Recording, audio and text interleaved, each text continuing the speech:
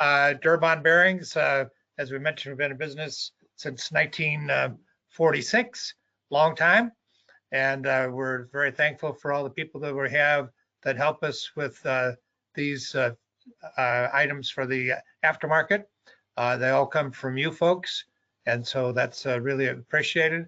We're, again, Carson City, Nevada, 85,000 square foot facility, about 65 employees.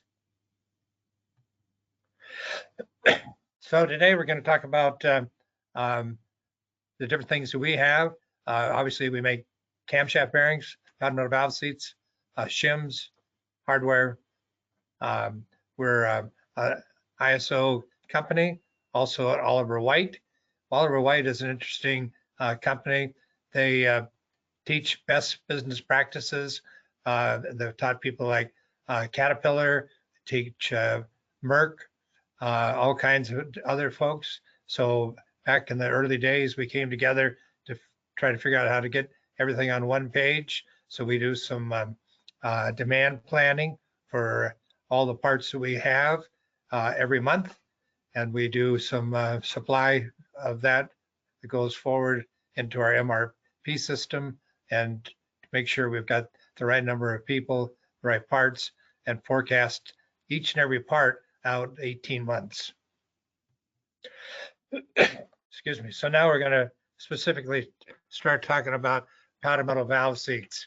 This is an interesting topic we've talked about sometimes before, but it's something that's interesting, particularly with the technology changes and the difficulties of trying to get engines to survive in the long term. So powder metal, it's just another step towards tighter tolerances, smoother finishes, and better performance. So after somebody spent lots of dollars trying to rebuild an engine, they want to make sure they get the best performance, mileage, and emissions, and the rebuilder can restore like new performance to produce a rebuild with the clearances and the finish that it had when it was new. Powder metal, we talk about powder metal, and it's a process. It's not a product. There's all kinds of things that you can mix within it, kind of like making a cake. You can put all kinds of pieces within it, which makes it much better than trying to do in a hot cast type of scenario. We've had hot cast forever, great product that's been around forever, but moving forward, things change, and you want to be able to put other ingredients into the alloys like lubricants and other types of things that can be put along with it. The internal structure is really important because you can get in a casting process irregular shapes with voids and uneven distribution of alloys. So a powder metal is consistent in its structure. It's more predictable and is going to respond better to the change in operating conditions. This little slide here is one that shows a typical powder metal.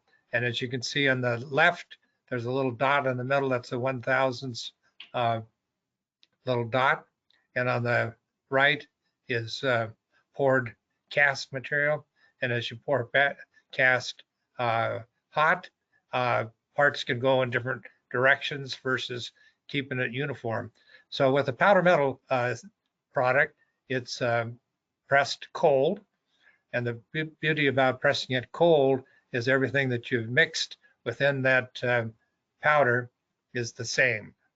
So it's the same, and then it's compacted at 100 tons in our case. In other cases, it would be much higher. So as we mentioned, much higher. So if you're making a Corvette rod, that would be at a much higher on a page. So it's quite a different process than before. What's also important to have is a smooth finish the tighter tolerances. So when you're trying to get a run out on a seat that's typically about 1,000, the cast seats have more difficult trying to do it. So as you do a machining on a powder metal seat, you see a fine little chip that comes out. On a cast seat, you see a curly string. So a curly string is basically pulling out that material, where the little fine chip is just taking out little pieces of the material that's quite different than one that's best. Another important to have in technology is lubrications. And so as the materials and the engines to get tighter tolerances, like a guide or a seat, you need to be able to have less oils in it, but you still need lubrications.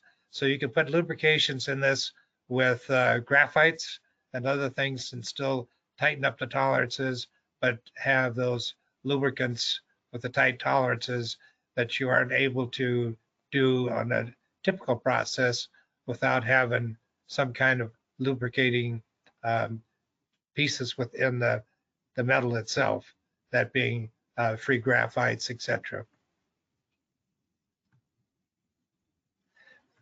It's also important to have the heat transfer, and the heat transfer in a powder metal product is going to be consistent.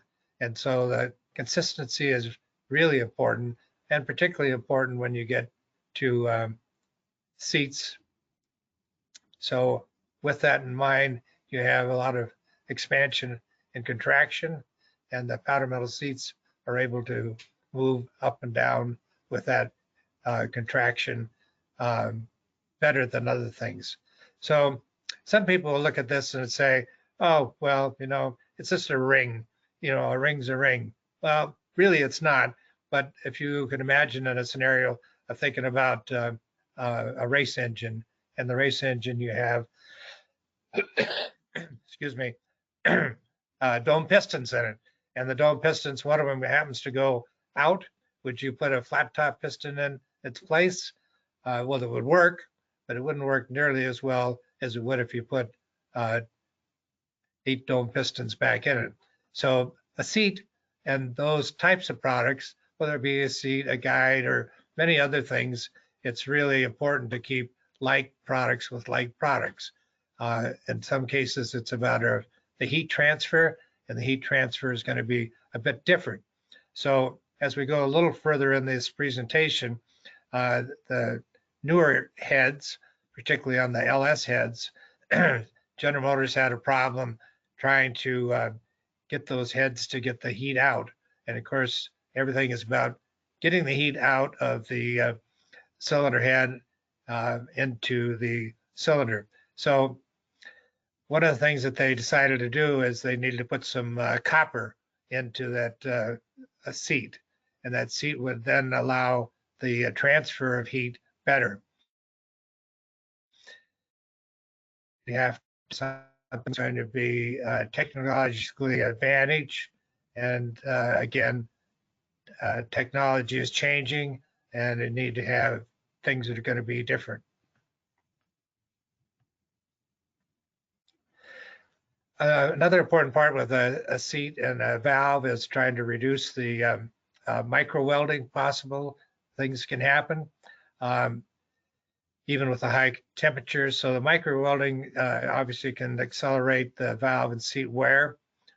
With a powder metal seat in particular, we put oxides into the seat itself, and those oxides make it so you really can't micro weld between the seat and the valve. That's not really as important on a normal gasoline engine, but if you get into a engine that's running propane or natural gas or something where you don't have the lubricants that are in the seat itself, then you can get micro welding. So the putting the oxides into the seat will allow it not to micro weld, and that's a big advantage for these propane, natural gas, and other things, and regular seats as well. The different seats that we have available, we have a 30,000 series in an unleaded fuel, 70,000 for heavy duty and dry fuels. That comes with oxides in it to keep from the micro welding. We have a 90,000 series, which has got more tungsten in it for more extreme duty. And as is mentioned, we have a Killer B seat, which has a copper infiltrated into that particular seat. In addition to that, that doesn't show on the slide here, we have a new seat, which is called a Como seat, and that is with some cobalt into it. So looking at newer engines, some of the diesels, the Cummins, some of the Power Strokes, some of the other types of ones, and you do an analysis of the seat material that's in it, it's much different than it used to be. And you find that there's a good piece of cobalt now in it that it needs to have to be able to maintain that effectiveness for extreme duty. As you know, many of the engines today, about probably 2/3 of the new ones, have a very high stress on them with the turbos that are on them. So that makes a big difference of the durability that you need. So we're moving along with interest from people in the field that tell us that we need something more, and that cobalt is going to be something for the future. Some people look at the seats that come in from OE, and they'll say, man, those things are so hard to machine, because once they're in there, they actually get work hardened. So they get a little bit harder. All this can be still machined, but it's important to have the right tooling and the right processes to be able to get that machined. So this is our little logo guy, the Killer B, and a little quick story behind that. We used to have people that would have different types of seats that are used in racing applications, copper beryllium, and that copper beryllium would have, no offense to some folks, but in the South, the guys would call us and say, got any of them copper looking seats? And we said, no, but we have some that are kind of a copper hue to them, which is the copper infiltrated into the seat itself. As I mentioned earlier, GM is equipping those LS3 heads with the high-tech centered copper infiltrated seats that have been used in other technologies over the past for BMW, Mercedes, etc. And what this is that we make a seat. It's made cold again, pressed at 100 tons. And then when the seat is done, we also make a copper wafer. And that copper wafer is then put onto the top of the seat. And when it goes through the sintering furnace, it actually wicks and brings that into the seat itself. And that's allowing that transfer of heat for a better performance. As you can see in this one, you can see that little wafer that's on top. So the seat is made, wafer on top, through the sintering furnace, and then wicked into the seat itself. So a powder metal seat is somewhat porous, and that it can absorb that powder into the material itself. So this is, again, the good news with the copper infiltrate. It's being used on LS engines. It's used on the Hemi engine. It's a good fit for trying to figure out how to get the heat out.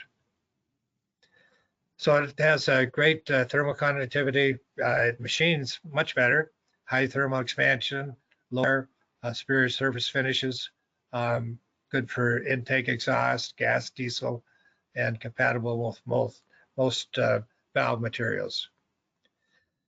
Little thing that we've had in some of our ads are some of these for the Chrysler and General Motors, different applications for those, and primarily on the exhaust side is where it's needed, the intake not so much.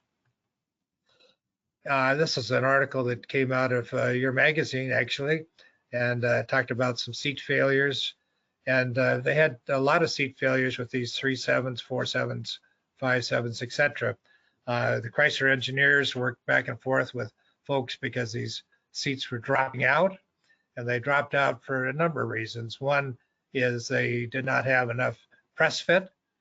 They did not have enough depth to the seat itself, and it didn't have this copper into it, so they had extreme temperatures that were happening in there. So these seats I was showing you previously on the little slide are ones that are to be able to replace that, to give a better press fit, deeper, and with the copper to be able to get the heat out.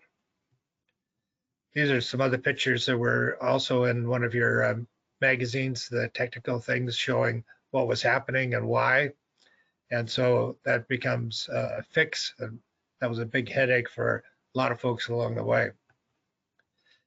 This is just a little piece on the side from the seats. We'll get back to that too. But we also make some finishing kits. So, you know, one of the things that the shops always would tell me as I was out traveling and seeing them and say, you know, how do I make some more money? Well, everybody wants to make some more money. But one of the things that we typically wanted to do over time was to be able to take these little pieces and recycle them. So we'd have tin cans of those everywhere, and Bob or Harry or Dick or somebody was doing those. And then after the fact, somebody dump them out someplace that might look like that.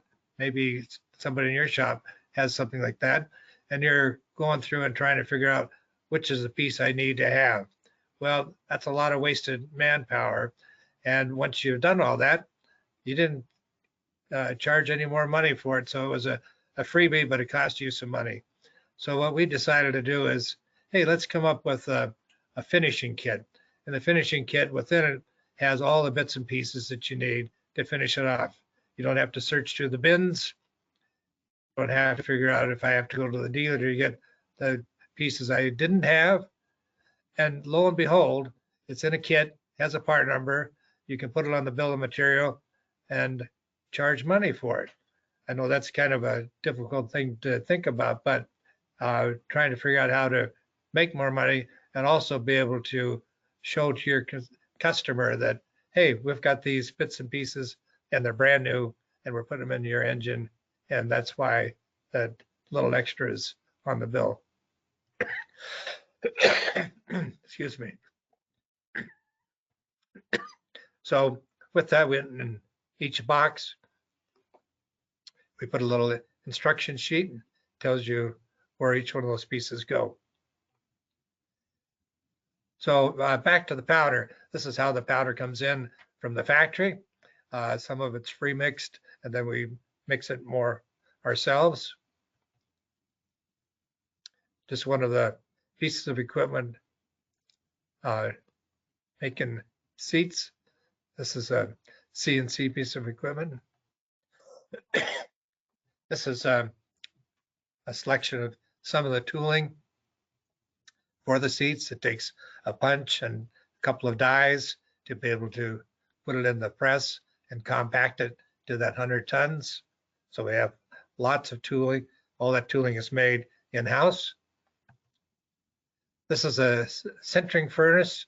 The sintering furnace is about 1800 degrees, and it goes through a belt that goes through that to actually take a green part, which is off the press, and then it because of the heat, it brings it together into a very difficult, tough material after the sintering. This is just a row of seats lined up to go into the sintering furnace, and Some would have those copper wafers on them for the infiltrate as well. Little picture of our shop floor with a number of other pieces of equipment and some other CNC equipment that's making some parts as well. We have two catalogs that are out. One is the normal catalog and another supplement that goes through more new items that we have today. We have a little video that I think Amanda is going to be able to play for you when we're done here. And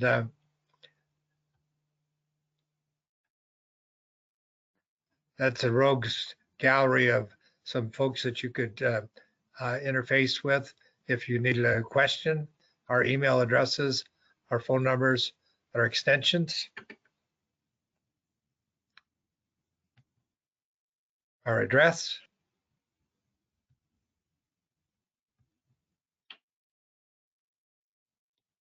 And all right, you ready for me to pull up that video there, Chuck? get back to the webinar. I think that's right there. Yep.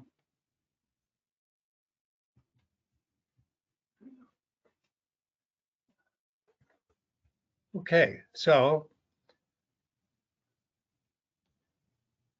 with that in mind, here I'm back with the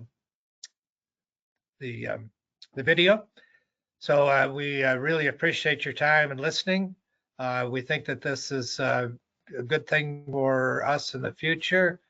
And again, all the things that we've had in the past have worked well. A lot of them still work well today. Not taking anything away from cast products, but as things change, like brakes from drum brakes to disc brakes, carburetors from carburetors to fuel injection, there's changes in technology. I know that others will probably speak about some things like rods and mains. So you've got stop start, got lots of things that are changing in the engines that require different technologies, different techniques to do. And so I'm just telling you this part of it for your informational purposes and your considerations.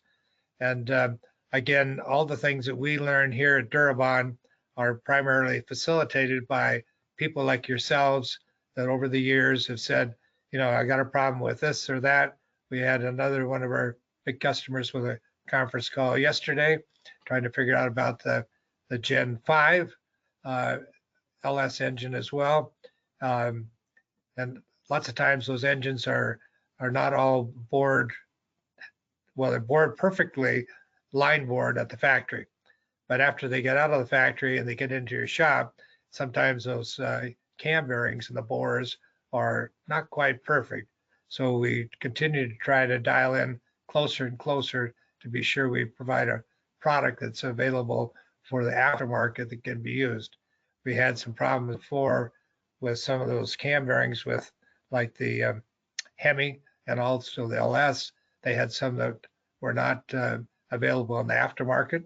So we made some that would, and now it's available that you can build those as well. So with that in mind, open for any questions that you may have, or Rob or Amanda, anything else that you want to chime in at this point? Okay, Chuck, our first question is, what is the recommended press fit for powdered metal valve seats? Actually, you know, we have that in the on our website, and we have it in the back of our catalog, and that depends on the size of the seat itself. So if you would refer to our website or refer to the back of the catalog, I'm just going to pull away here for 1 minute. Sure.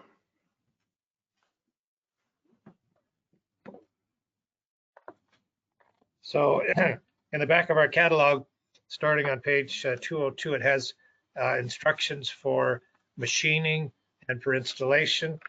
And then on page 206, it shows the typical press fit that would be necessary. So I know you can't see that from there, but that it's in the back of it, and you can take a look at that depending on the size of the seat that you're using. And it also depends a bit on whether you're putting it into an aluminum head or a cast iron head. Great, and that information can be found on your website or in the catalog. Correct, that's correct. Perfect. Okay, our next question is, when installing hard seats for alternate fuels like propane and natural gas, is it important to have a hard valve as well? I think that the valve is always good to have, but I don't think that the valve is probably as important on some of it.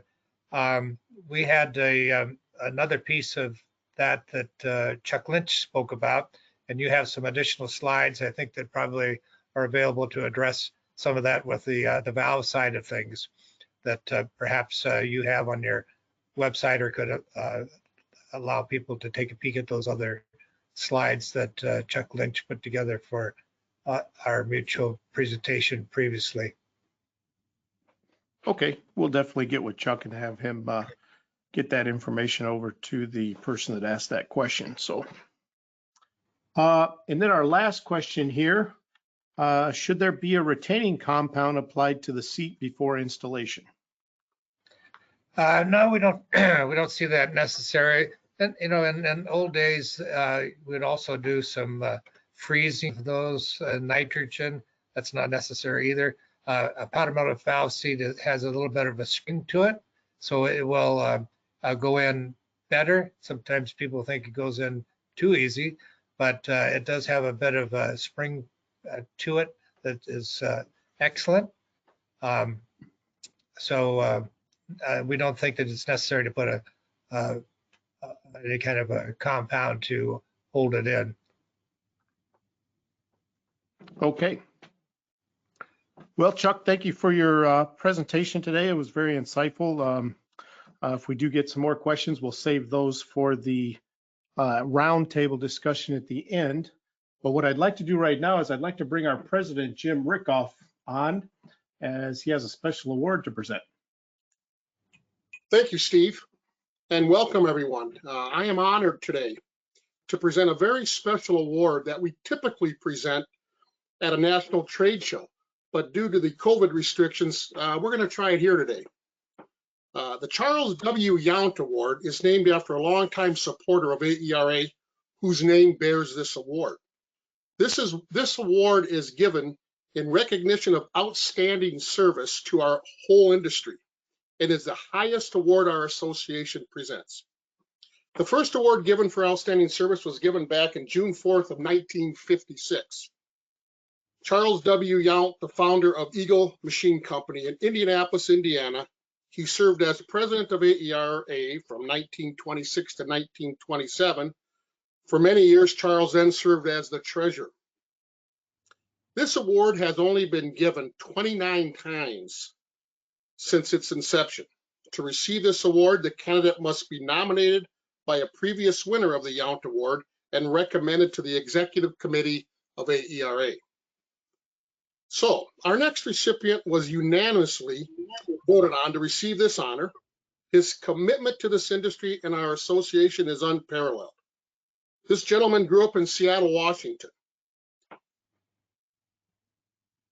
He went into the Navy during the Vietnam War as part of the VAP 61 Photo Reconnaissance Squadron. He was deployed to 4 aircraft carriers in Guam, the Philippines, Australia, and Thailand. He then returned to finish college at the Jesuit Seattle University with a degree in business marketing.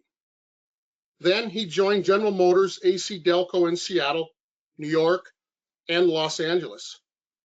He was later recruited to be the general sales manager, North America for Paycar, Peterbilt Kenworth Trucks in Seattle. Then, in 1995, he was hired on as the president of Durabond and moved to Carson City, Nevada. He leads a team of employees that are among the most qualified engine rebuilding component technicians in the world. Under his watch, Durabond continues to the fine tradition it has developed for over 70 years with its employees, customers, and vendors. His hobbies include several vintage cars, fly fishing, traveling with family, and spending time with his wife, Jerry, daughter, Tiffany Barnett, and special buddy, a golden doodle named Hudson. Chuck Barnett, we are honored to present you with this award for outstanding service to our industry. It is much deserved. Thank you for your commitment, Chuck. It's a great honor again to present this to you. Wow. Wow, that's and I've just given it by my folks here. Thank you. So there it is. Wow, what a great honor and a great group of people to be associated with. And thank you so much for that honor. It's really, really, really special. I really appreciate that consideration. And you folks collectively and AERA has done an amazing job. We really appreciate the connection, and thank you so much for that. You bet, Chuck. Well deserved. And we love having you around for another 30 years. Keep it up. There you go. All right. Thank you. Congratulations, Chuck. Yes, congratulations. Well deserved.